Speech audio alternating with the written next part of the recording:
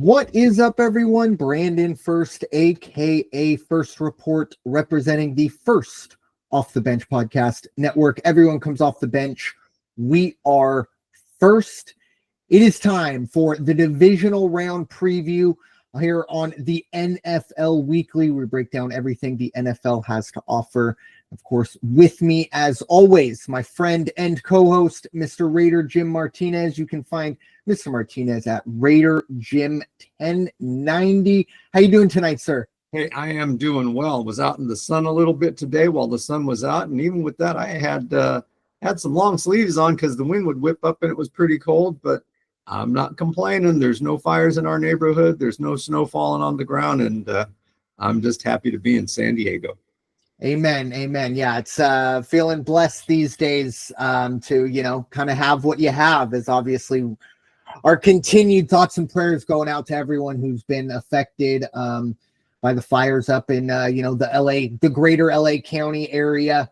Hopefully they can get a hold of those, get those containment percentages closer up to 50-60%. But tough there. And of course it was almost, I want to say 20 to 30 minutes after we ended our last call, where the game was, of course, moved. And we kind of prefaced it when we talked about it that, hey, this could happen. Only slight movement, didn't obviously matter. We'll obviously get to that with our wild card thoughts. Obviously, those 6 games, 5 of which were not really competitive. The Eagles-Packers was ugly competitive, but everything else was pretty much kind of a stinker outside of that Washington Tampa Bay thriller with the doink in for the Commanders, as they are a road team that moves on. But Raider Jim, your thoughts on wild card weekend? Yeah, it was really kind of, I don't want to say it was a disappointing weekend, because anytime you have football and playoff football, it's fun to watch. But wow, you talk about the biggest surprise for me was, of course, the Rams and what they were able to do to the Vikings. The Rams to win is one thing. The Rams to win in the fashion they won, yikes. I don't know if that speaks more to them or more about the Vikings, but, that's the way that went. The Bills just did what they needed to do to get by, and even with that, they come up with a 24-point win. And like you say, the Packers and the Eagles, my goodness, Eagles need to be lucky that somehow all the injuries kept happening on the other side of the ball, yes, because the passing game was absent, and they cannot keep playing like that if they want to advance after the next two games. But overall, I was kind of surprised also at what the Steelers did not do. That wasn't even competitive, really. And I guess Mike Tomlin has already made the statement there was chatter on the internet about teams that were interested in possibly trading for Mike Tomlin. And he said, no need looking this way, because I'm not going anywhere. I really don't think it's up to him, but that's fine. He actually does have a no trade clause. I couldn't believe it. Oh, he does. Okay. I think he's the only coach that I've at least ever heard of that has a no trade clause. But anyways, I apologize for jumping in there. And then the Texans, the Texans out of nowhere, after what I saw the Chargers do at the end of the season, and again, what did the Texans not do at the last 5 weeks of the season? And all of a sudden they woke up and played the game of their lives for, after getting out of December, if you will. And then the Commanders, again, these are the kids that just don't know they're not supposed to be doing this. And that's a dangerous thing for whoever they play. Yeah, I agree. It was unfortunate. Look, there's 13 playoff games in total, including the Super Bowl. 6 of them are now on this Super Wild Card Weekend, which I also found out they don't call it Super Wild Card Weekend. So I don't know, whatever. But and when 5 of them are, you pretty much have 45% of your playoff games in one block. You really wanted to see a little more competition, or at least competitiveness in the games. And you brought it up. I was very confused with what was going on with Pittsburgh, because Pittsburgh, I didn't expect them to win that game, but I expect them to at least turn it into a little bit of a rock fight and be able to stand up. They were bullied. It's not too often. The Steelers they haven't been great, but it's very very few times do you see them get truly bullied. And that's what happened in this one.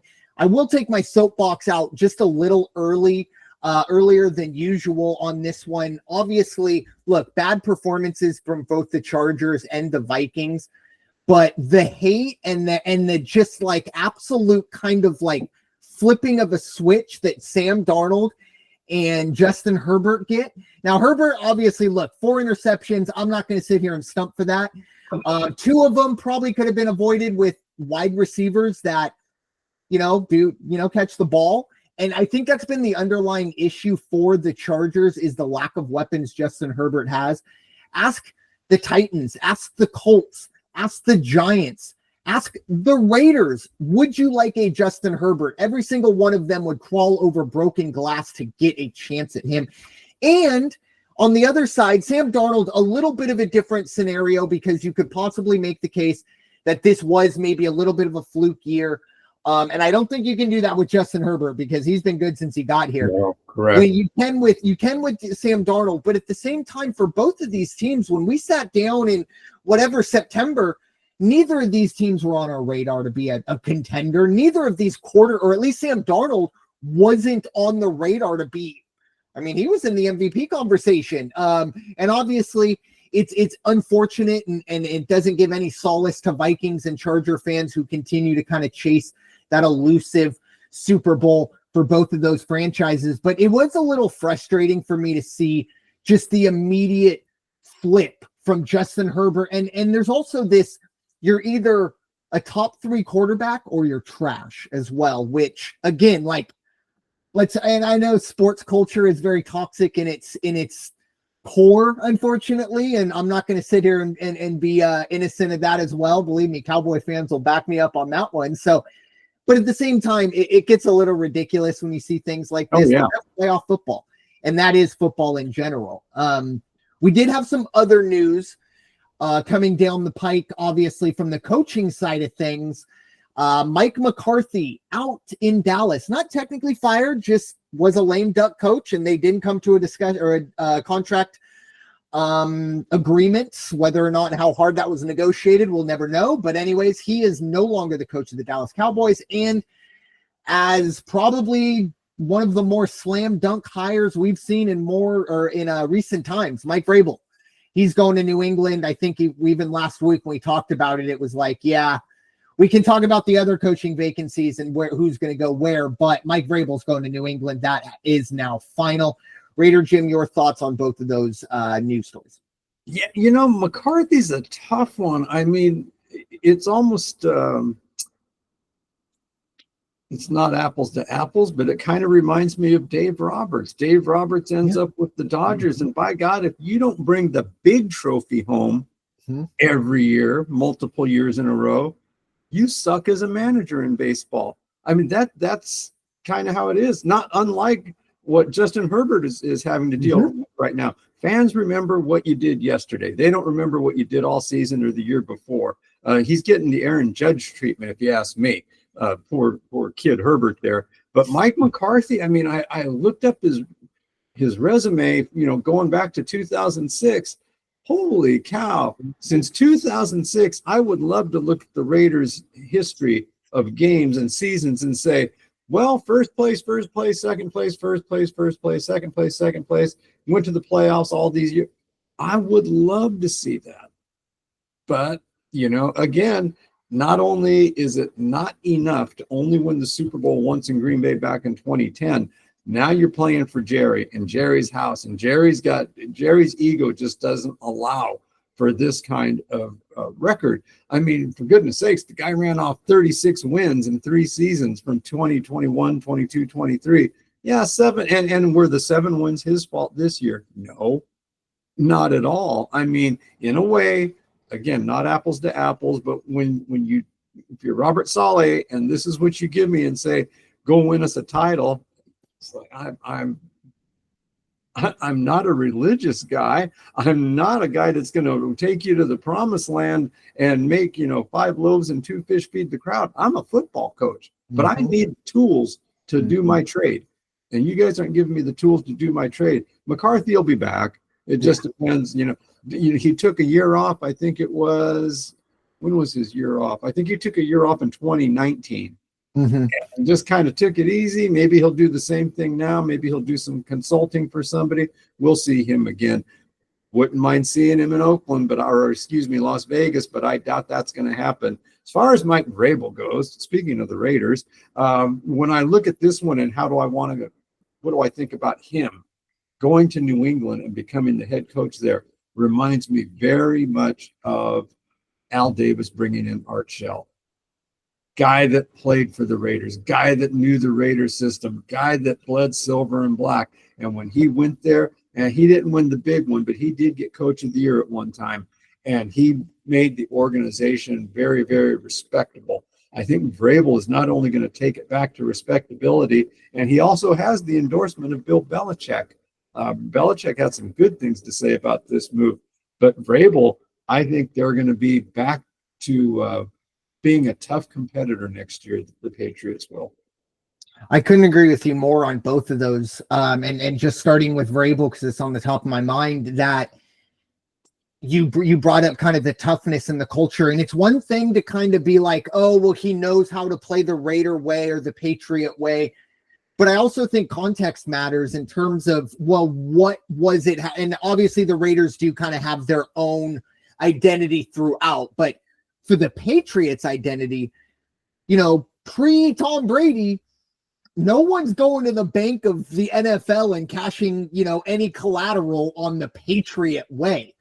It was Mike Vrabel being there and almost building the Patriot way.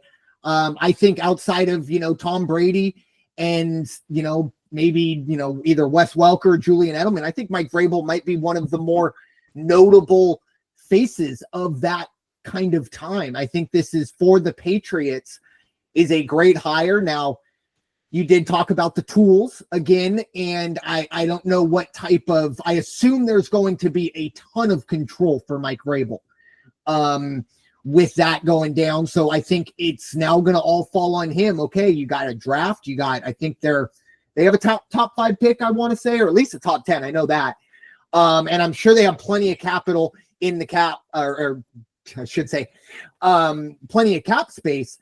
They can make a move in free agency and make that team better. And we saw glimpses. I think Drake May is going to be just fine. He really did surprise me the way he used his legs. And I think Mike Vrabel, at the very least, is going to bring a toughness that's going to win you, 4 or 5 games just on the toughness alone. Because you're going to go out there and dominate those lines. Raider Jim, you always love to talk about the offensive, defensive line. You win in the trenches, you're going to be in a good spot. And I think that's where Mike Vrabel starts to build. The Mike McCarthy thing, I think this is good for Mike McCarthy. I think he was put into a no-win situation in Jerry's world. And it's just because of that. It's Jerry's world. I, in a way, feel bad for Mike McCarthy. Professionally, he's been very, very successful in this day and age of coaches. But if you look at what he's dealt with in Green Bay, he had control, no doubt about it, but you also had Aaron Rodgers. And if you think Aaron Rodgers is bad with the Jets, young Aaron Rodgers is like a young rattlesnake, doesn't know how to control his venom. So he had to deal with that. And then, despite all that, won a Super Bowl, and then goes to the Cowboys and has essentially no control and is essentially just the face of the franchise on Sundays. And unfortunately, I think his lasting memory will be there were so many times of him looking up at the Jumbotron, just not confused, but just pissed off, just like, what is going on? And there's there'll be that picture of him always ingrained in my mind of his time in Dallas. Obviously a lot of interesting names being thrown out there, and Raider Jim, we kind of exchange text, and there have been a lot of groundswell since you brought up Deion Sanders, which I kind of scoffed at the first time. But the only thing, and as crazy as this sounds, I think the only thing that will get Deion to the NFL is the chance to coach Shedeur. Oh, absolutely. And I don't know. I personally don't think Shedeur Sanders is going to be a very good NFL quarterback. However, I think he will be a top 5 pick. It's just the economics and the strategy of football. The top 2 quarterbacks, no matter, I mean, they could be number 46 and 47 on whoever's big board. They're going to go in the top 5 because some team is going to go out there and say, I can fix him. I don't know if the Cowboys, and again, they won 7 games, so they're not in the top 5. I know that. I don't know where they or how they can kind of weasel their way in there, but the fact that Deion Sanders is even a serious candidate, I don't know. I don't see it with the Sanders kids. I think, you know, he sounds like, you know, for the most part, a great leader and things like that.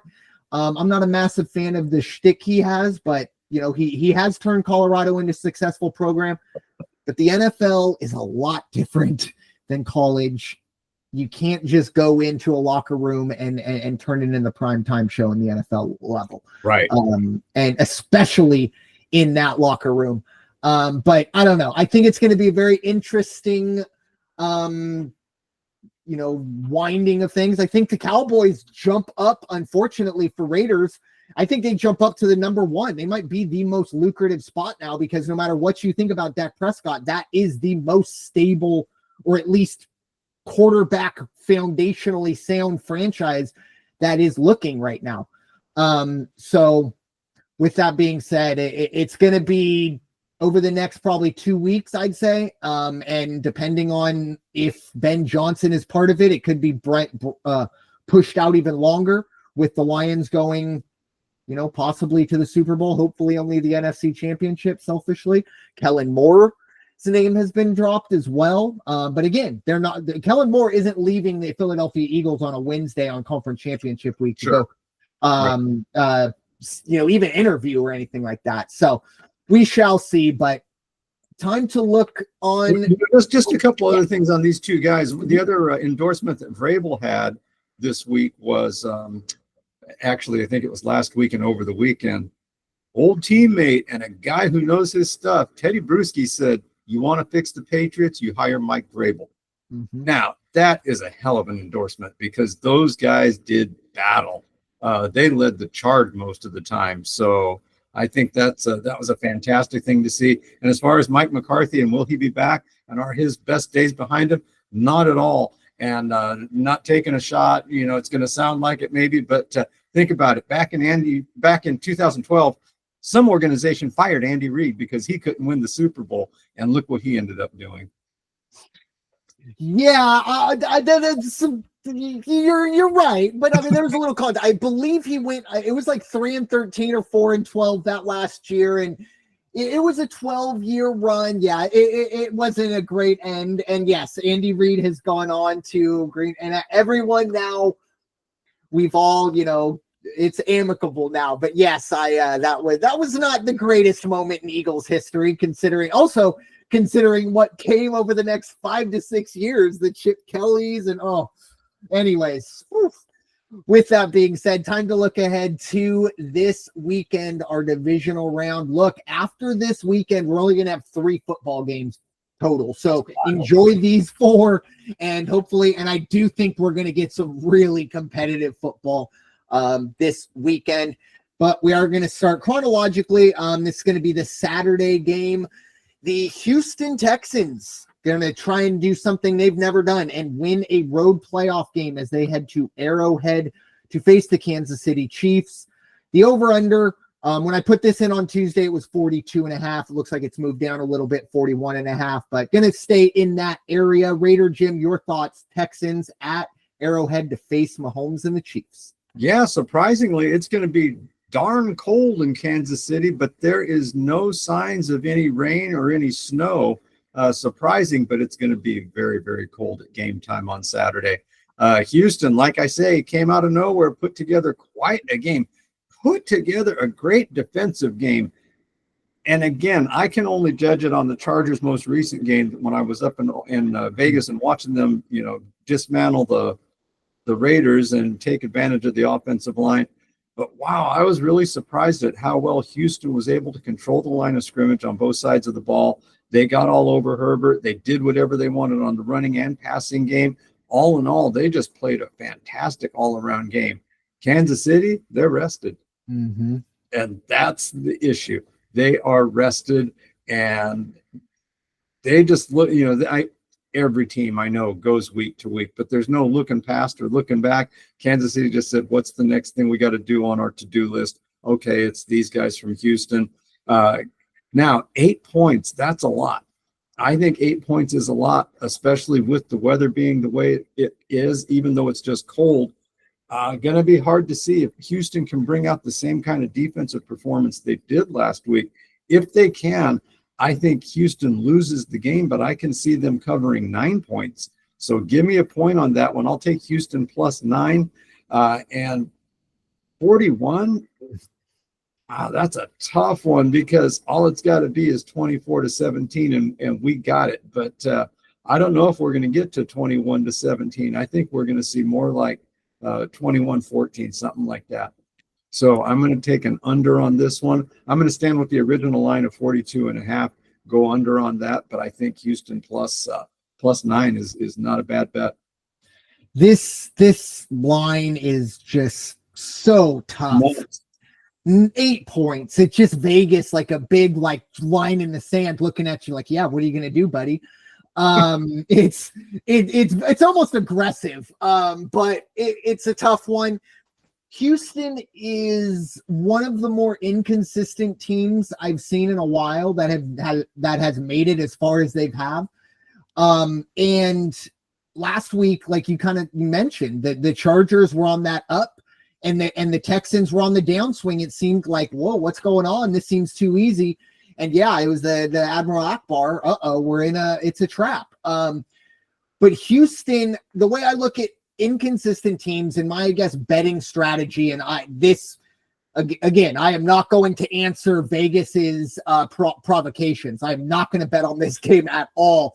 But for the sake of this podcast, I'm just going to take Kansas City -8. And the reason why is, when I have inconsistent teams in front of me, what did they do last week? They looked good. Well, if it's almost like I turn their inconsistency into a consistency, give me the opposite of what I just saw. Very, very simple thinking, but I got a simple mind. So what can you get, or what can you ask more of me? But Kansas City -8. I think Kansas City with the rest. Andy Reid, you give Andy Reid more than a week to prepare for anything, and I think you're in trouble, even with not technically knowing who they were going to play. I think, and all the rest, you mentioned it. I think Patrick Mahomes kind of took a deep breath and went, okay, I got to go, at the very least, hopefully for him, 3 games behind that offensive line. So he had to kind of take a deep breath, get the muscles ready to roll again. But I do like Kansas City -8. But I am with you on the over-under. I do like the under 42.5. I think Houston's going to struggle to score against a very good Kansas City defense.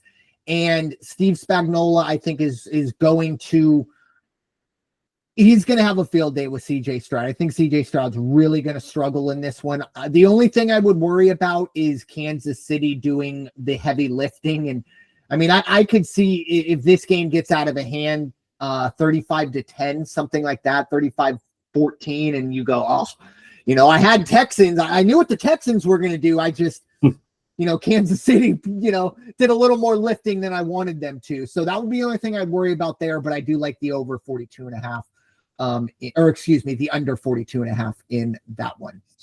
Moving on to a game that I think is going to be very good. And that might be a spoiler alert on where I think this game is going to go. But Washington at Detroit, the Commanders are heading to the Motor City. The Lions are going to be 9.5-point favorites in this one. 54.5 was what I had down on Tuesday. It is now up to 56. Just a heads up, we are recording the 15th. It's a Wednesday. So obviously the line is trending in an upward direction. Not too often you see a 56 point spread in divisional weekend, but Raider Jim, your thoughts, Washington at Detroit. Oh, this is a tough one because this is another one of those. I think this is playoff football. You're not going to see in this game, you are not going to see anybody win by 10 points. but the Lions are that good. There's something that you brought up. Midway, maybe just the other side of Midway, when we talked about Detroit and pulling off wins and things like that. At what point do the cute plays come back and bite Detroit? And is this going to be the week where we try to do the quick kick, or do we try to do something funny, and fake field goal from the 45-yard line, and it all backfires and goes to hell in a handbag, and Washington takes advantage of that? Washington's real good at taking advantage of people's mistakes, and if Detroit makes any mistakes, wow, that could bode very well for the Commanders and not so well for Detroit. Still, I think Detroit just has too many weapons. They are rested. They're ready to go. 9.5, though. Gosh, I just can't. I guess I don't want to see it. I guess I want to see Washington at least cover the spread, lose by 3, lose by 6, but not by 10. Come on, guys. You've saved face. You've made face. You've made this reputation of the kids that go out and say, let's do this. So I'll take Washington plus 10 on this one. That's more with my heart than my head, I guess. And even the over-under, I think it's good. If they've moved that line to 56, I'll go under 56.5. I don't think it's going to be quite that, because if Detroit does win and they win by 10, that means they've shut down the Washington offense. Yeah, big part of this for the Lions. And I wonder, again, I always would love to be a fly on the wall for the bookmakers, or when they drop these lines. But David Montgomery, I believe, is going to be green light. So that backfield will be ready to roll with Jahmyr Gibbs and David Montgomery. I think that is huge for the Lions. But I'm with you. 10 points or 9.5, and I'm going to buy a 0.5 point here.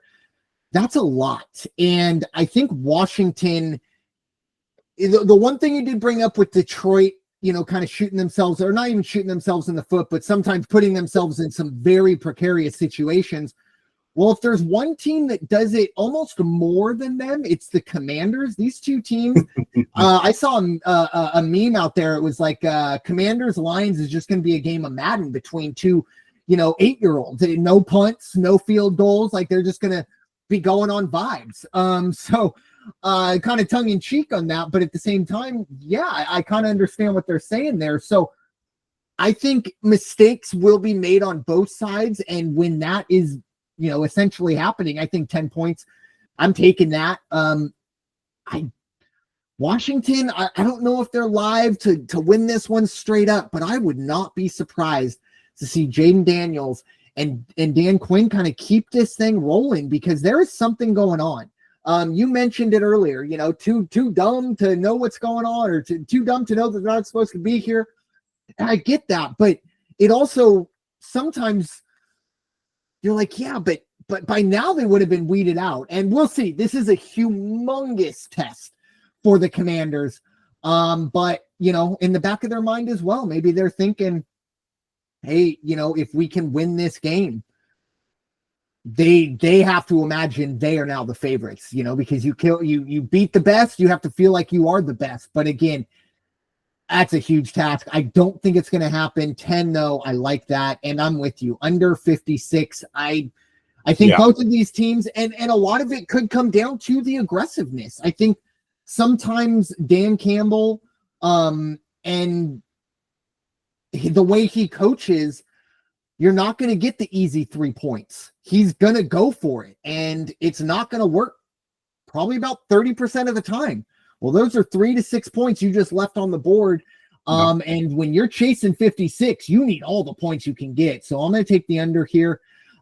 We shall see how this one goes. But and maybe it's just my hopefulness, like you said. I just think this is going to be a really good game. And obviously, we all know what the marquee matchup of the weekend is. It's kind of our main event. But I think this could be a really interesting showdown. It's a massive test.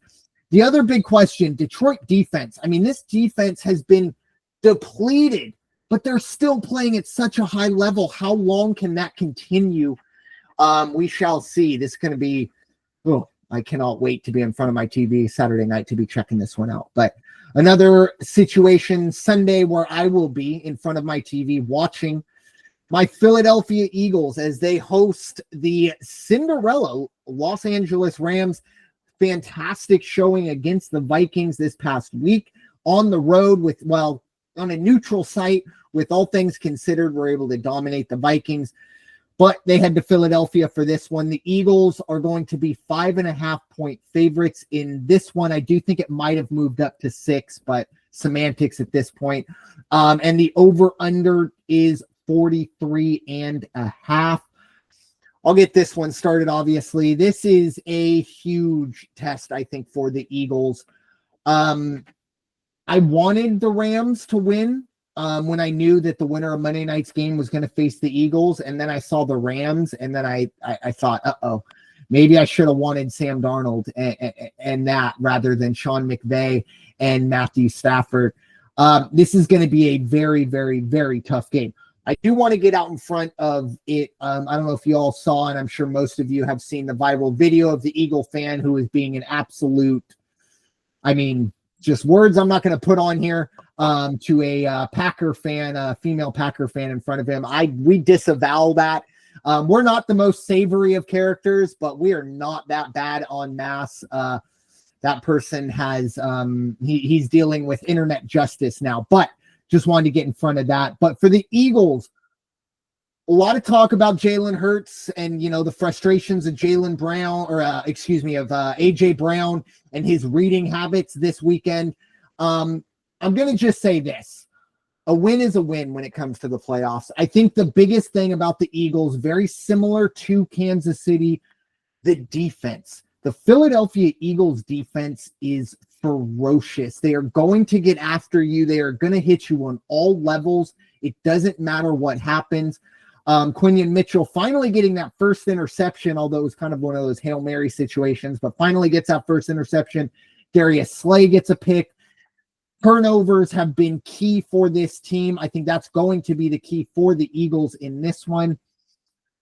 Definitely, this is for me, an emotional hedge. I will be going Rams money line, but again, that is just my emotional hedge. No science behind it, just to make sure that at the very least, I put a little money in my pocket if I'm sad on Sunday. But I do think the Eagles are going to win this game, but I think it's a field goal game. I didn't look at the weather report, but I do think that the Eagles do win this game by a field goal.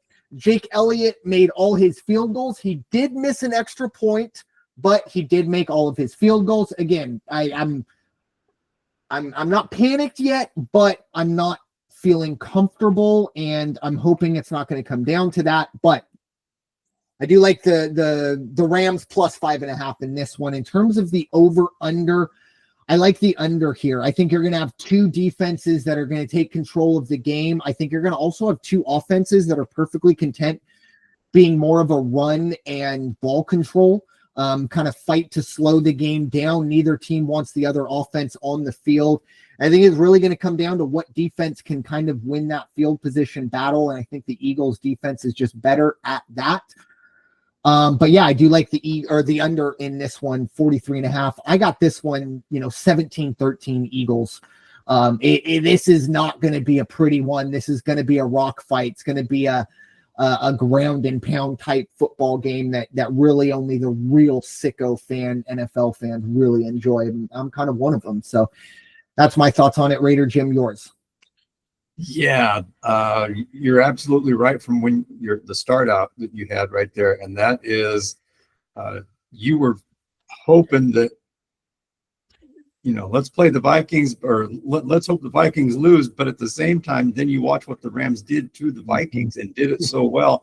And then you watch the passing game for the Eagles this past weekend. So LA Rams are probably sitting there thinking, okay, we just have to replicate the defensive pass coverage and pass schemes this week, and we'll be okay there. Unfortunately, the real big thing that they have to do, and the only thing they have to do, is stop Saquon Barkley. Well, who the hell does that? Obviously nobody. I guess you could say, or stop Derrick Henry, stop one of these two guys. But if you guys can do that, you guys are going to win. And that's going to be this is one for the trenches that you already alluded to. I love those kinds of games, and that is going to be a battle up front. Can't wait to see what happens. But like you, I think that the Rams are not only going to come out and play competitive and continue playing like they did. It's not the same guys. I get it. But they've been there. They've won the big one, and they won the big one under McVay. This guy knows how to get people fired up, and he knows the schemes to put into place for the big games. That's what's going to happen this week. Do the Rams cover? Yeah, the Rams cover. Give me half a point more. Give me the Rams +6 on this one. Like you, I see it low scoring. I see it more of a 21-17, 20-17, something like that. So we're definitely going to go under. But Philadelphia, my goodness, give, as long as the offensive line can do their job and give anything that looks like an opening, then Saquon's going to do the thing. Put the ball on Saquon's shoulders and let him run with it, or in his breadbasket and let him run with it. Other thing is, on the low score, there's a 37-38% chance at right now that it's going to be raining during the game. Beautiful. I want it the most. I want it the sloppiest. I want it to be a mud. I want people to be asking where the pigs went when we get to Sunday. I want it to be the sloppiest slop ever. I want that indoor West Coast team, Puka Nacua and Cooper Kupp, to be changing their cleats out 18 different times in this one. But hopefully Mother Nature will acquiesce there. But I'm glad you brought up Saquon Barkley, and I can't believe I didn't. I mean, another fantastic game, but I think one of the biggest things that I took away from it is the type of guy he is and the football player he is. Because if Saquon Barkley runs to the end zone, it's 29-10 Eagles, and it's a 19-point victory, and it's one of the more lopsided ones of Wild Card Weekend. But he goes down, and I mean, like I said, I don't think a single coach in the world would have been like, oh my, I mean, you're up 3 scores at that point. You're not getting mad at a guy, but at the same time, you hear his thought process, and he goes, yeah, if I keep running, I pull a hammy, or maybe someone who's chasing me, blocking for me, pulls a hammy. Those are the things that 99.9% of NFL players don't think about in the moment. And make no mistake about it, if I was on that level, I would be in the 99.9%. I'd still be dancing about that touchdown. But he is that guy, and what he does on the football field, fantastic, MVP level. But I really do think what he's brought to the locker room has been more, or at the very least equal, because he's brought a lot on the football field, 2,000 yards, but I think you equate that into the locker room. Incredible. You can't say enough good things about this guy, and I'm so grateful for him to be here, and I hope that the Eagles are able to give him all the success he deserves. But time to move on to the game I think everybody wants to be in front of the TV for. Everybody's talking about. It is the Baltimore Ravens at the Buffalo Bills. The right to face the Chiefs. Just kidding, Texans, sorry.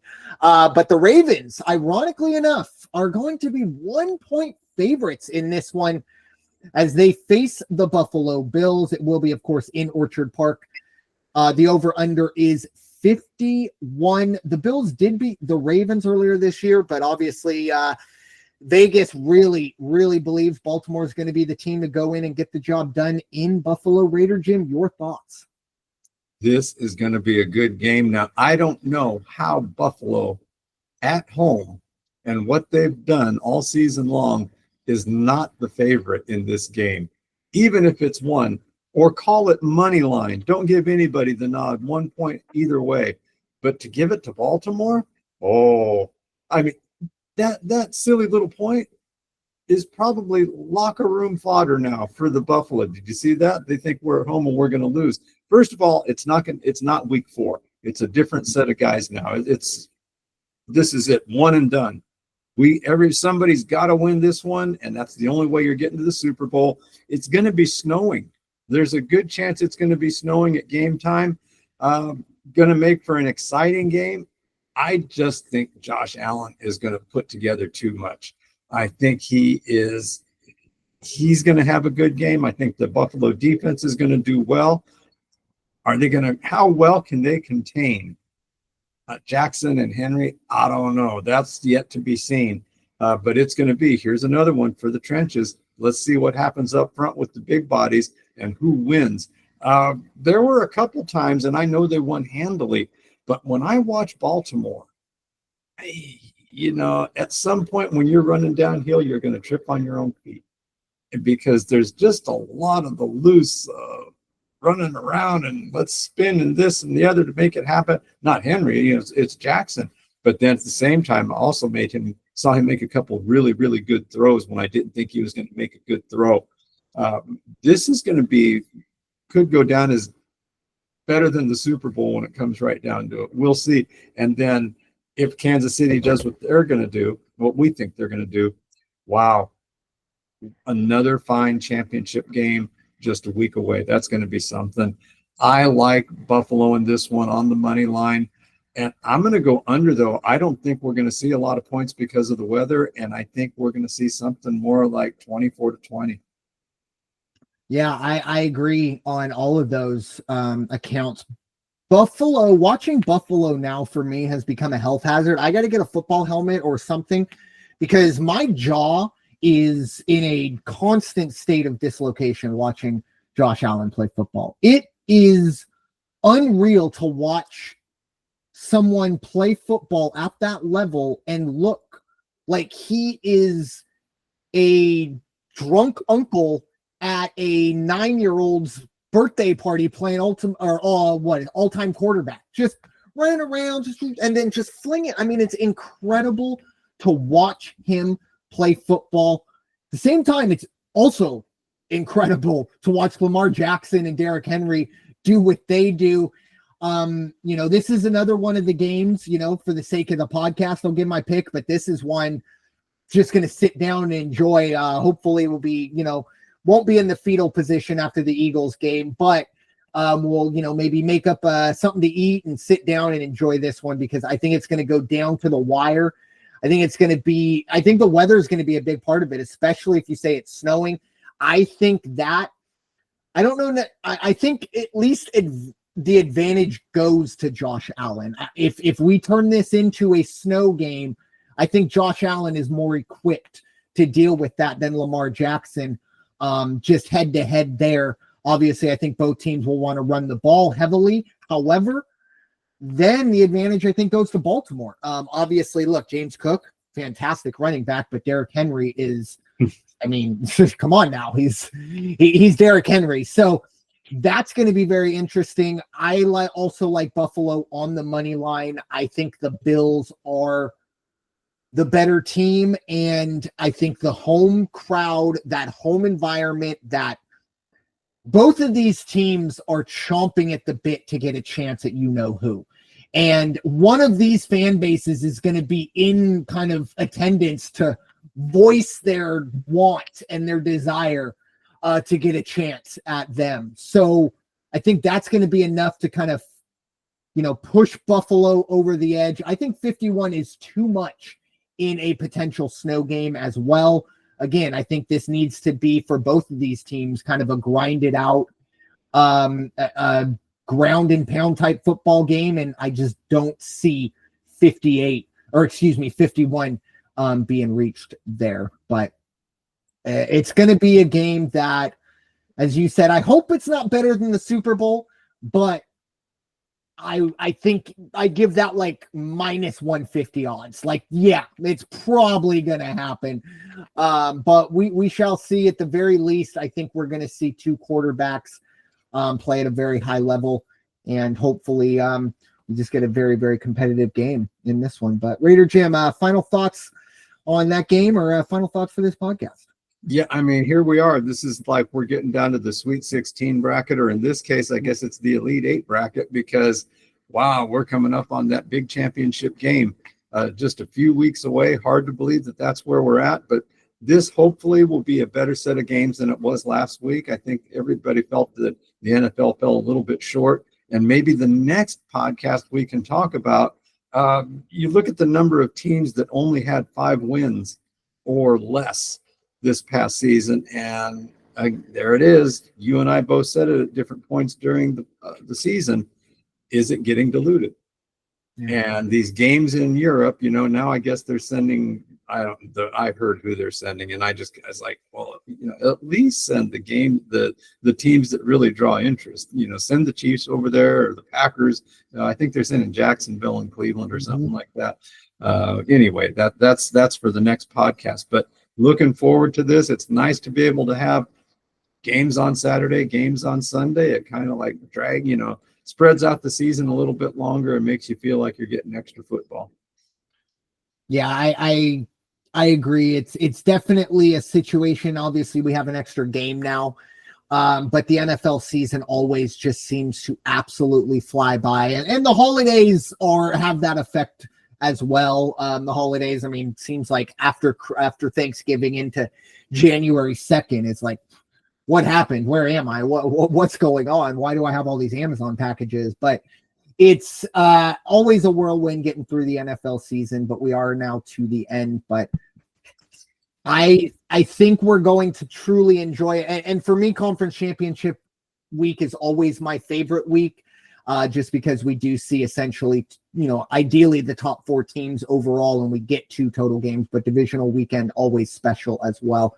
Going to be interesting. But do you have any other final thoughts for the podcast, Raider Jim? Actually, I do. There's one other thing, because I think the next time we talk, it'll probably be after the fact. So I just have to, you can close your ears.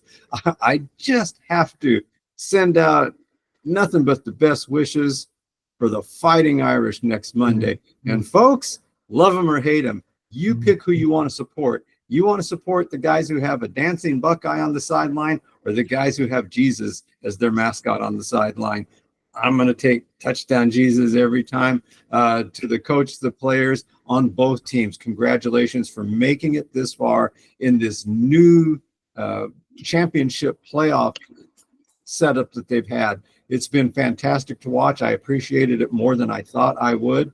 Maybe I'm saying that because the Irish are in it, but to both teams, travel safe, enjoy the week. All you guys who may not make it to the NFL, savor every moment. Amen. Yeah. Congratulations, begrudgingly, as a USC fan over here, and a family full of Notre Dame fans as well. It was very, very interesting. And for me, I am just this is Yankees-Dodgers World Series, 4 months later? I mean, Ohio State and Notre Dame, and then there was also Texas as well. So it's just like 3 of my 5 most hated teams, throw Nebraska and UCLA in there, and we'll just blow it all up. But yeah, it's going to be a game that I'll keep an eye on. I personally, it's going to be difficult for me to see how that talent of Ohio State can be overcome, because my goodness, there are going to be a lot of guys on that field that you are going to be seeing. We're going to be talking about on both sides, but Ohio State, my goodness. They're loaded. But yeah, it'll be a good matchup in the national title game. I have 2 final thoughts. First one, the more serious one, is obviously with everything going on up north in LA. Last week, I talked about, the making sure you verify your charities. And if you are able to help out, make sure you do it and do your research on what charities you're doing. And begrudgingly, I didn't shout out the first responders and firefighters who are, as I speak, constantly putting their lives and their own safety at risk to put this fire out. And especially a huge shout out. I have my algorithm now, thank goodness my algorithm need to be kind of reset, but my algorithm is just watching these planes do the water drops, and how first, when I first saw it, I was like, oh, that's cool. And then the more I watch it, I was like, how incredibly dangerous and technical all that is. You have to be while driving or flying it's incredible. But shout out to everyone who's helping, first responders, everyone, firefighters, everyone who's been able to help out up there. And hopefully we will get through this very, very soon. And then the other not so serious one is obviously a San Diegan here, and we don't really talk about baseball here on the network, but some unfortunate situations have gone on here in the last 2 to 3 weeks in San Diego, with kind of the fallout of the passing of Peter Seidler, as this has now turned into a legal battle between the widow and the estate, or at least the brothers, I'll be honest with you, I don't have the patience to dive too deep into it, so I didn't. But the one thing I will say, I truly, truly hope that no matter what happens through all of this, that Peter Seidler's legacy doesn't get tarnished. Agree. This is going to be ugly, and it's not going to be quick. This is going to be a long, drawn-out thing, and unfortunately, I hated to be callous at the time, but one of my first thoughts when I did hear about Peter Seidler was the immediate aftermath of and this is the So I just, to all the other Padre fans, I just hope that this won't tarnish, and whatever happens doesn't tarnish Peter's legacy. These actors are not Peter, and hopefully that they don't tarnish his legacy too much. Again, I'm not advocating for either side. Again, I don't know nearly enough, and I don't care to know enough. I just know Peter isn't involved in this, obviously. So let's keep that in mind, and hopefully all's well that ends well, but it's going to be a long legal battle going forward. But with that being said, thank you all so much for listening to this episode of the NFL Weekly here on the First Off the Bench podcast network. Everyone comes off the bench. We are First. It's time for y'all to go wash your hands and stop hating everybody. We'll talk to y'all later. Take care. Peace.